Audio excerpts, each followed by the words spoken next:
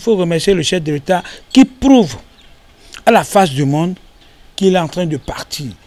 Et en partant, il nous prouve à nous jeunes qu'il nous aime vraiment. Et c'est pour ça qu'il nous sort encore un jeune. Nous comptons beaucoup sur ce qu'il a fait pendant 9 ans. Donc on sait qu'il est capable de tenir le pays. Ce que je lui donne comme conseil, de recevoir tout le monde, de faire comme son patron. Le monsieur incarne l'unité nationale. Et je voudrais que les autres partis se joignent à nous pour que ce monsieur garde ce pays encore pour le quinquennat à venir. Le candidat, Romuald Wardani, le ministre d'État, peut réellement faire le job. Parce que nous l'avons vu sur beaucoup de sujets, nous l'avons vu travailler, nous l'avons vu et faire ses preuves sur le terrain. Donc la confiance sera assurée. Et je vois que l'homme est capable de faire réellement le job. Pour ce qui concerne tous les Béninois, je tiens quand même à rassurer les uns et les autres que le Bénin, c'est pour nous et le développement est assuré aux côtés de cet homme-là. On dit souvent qu'on ne change pas une équipe qui gagne.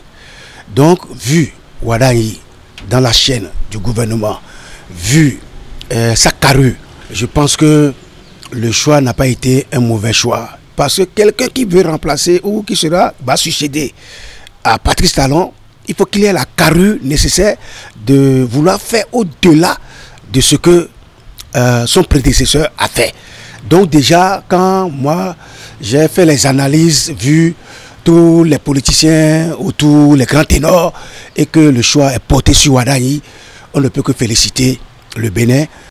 Et Romuald Wardani, pour ceux qui ont lu un peu sur lui, il a fait ses preuves à l'international. Il a démontré sa capacité à gérer les États-Unis, dans la sous-région aussi, en Afrique. Un jeune talentueux, intelligent, qui affiche sur tous les sujets à lui adresser une certaine perspicacité, une certaine intelligence, une certaine maîtrise. Et donc c'est un choix très salutaire pour nous. Et il va de soi que nous l'accompagnons, que nous le soutenions, de sorte que les réformes instaurées par le gouvernement dans plusieurs domaines puissent être poursuivies. En 2022, Romuald Wardani disait qu'on allait reverser les AME au corps des contractuels en 2023. Mais je me demande si c'est déjà fait. Vous savez, aujourd'hui, nous sommes à l'ère numérique et il faut normalement communiquer. C'est ça d'ailleurs qui dirige le monde. Mais c'est Romuald Wardani qui dit que c'est parce que nous trouvons moins cher la communication que nous pouvons critiquer un gouvernement. Ça veut dire quelqu'un qui va critiquer un gouvernement, soit-il de Romuald Wardani, celui-là doit être très riche. Pour moi personnellement, ça m'indispose en tant que jeune, parce qu'il est un jeune du mono. Parce que nos parents souffrent tellement que nous avons besoin de quelqu'un qui connaît ce dont souffrent les Béninois. Je l'ai connu grâce à son papa, avec qui j'ai travaillé au moment où l'UBF, dirigé par le président Kérékou, le président Émile Delin Zinsou et le président Moussou, j'ai eu à apprécier, disons, son papa, Nestor Wardani. Ce n'est pas ce monsieur-là qui va donner un produit en la personne de son fils qui ne sera pas un peu comme lui.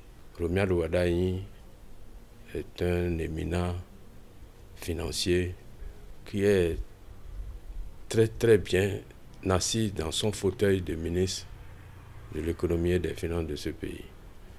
Tout récemment, il y a un peu moins d'1 an, il a obtenu un des meilleurs prix sur le monde des affaires, des finances, et c'est l'ancien Premier ministre Lionel Zinsou qui allait le représenter à Paris pour prendre, disons, ce qu'il a mérité.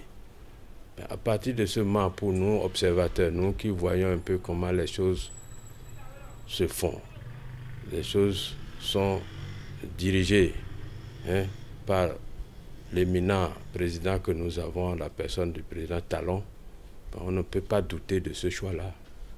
j'avais appris que mon jeune frère Basile Ahossi a déjà donné sa position par rapport à ce choix-là. Et avant de venir vous voir ici, j'ai appelé Ahossi pour lui demander si c'était effectif. Il me l'a confirmé. Je dis, je te soutiens dans ton choix.